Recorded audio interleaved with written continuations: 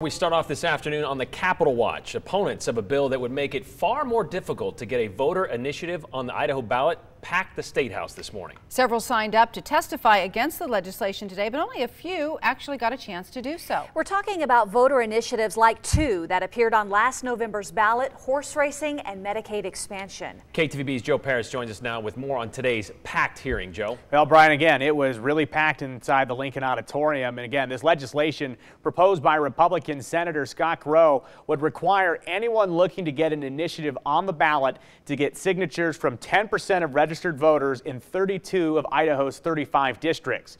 Now, that change makes it very hard to get voter initiatives on the ballot. Now, the current rules require that you have 6% of voters in 18 districts, so you're essentially doubling that.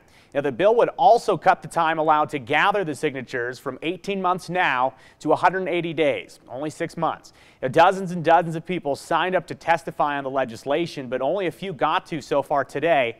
Senator Patty Ann Lodge nearly ended the hearing, noting that she still wanted to have testimony, but that most of the people were largely against the bill. However, Republican Senator Chuck Winder pointed out that cutting off testimony could give the impression that the lawmakers weren't interested in listening.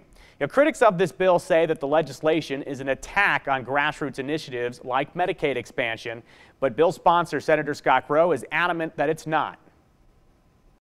We think that it should be difficult to get initiatives on the ballot, but we are here to say that it is already very difficult to qualify an initiative for the ballot in Idaho. Prop 2 is passed. It's the law of the land.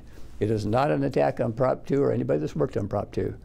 This is looking at avoiding Idaho becoming, even the possibility of it becoming, a California or an Oregon as far as being governed by voter initiatives.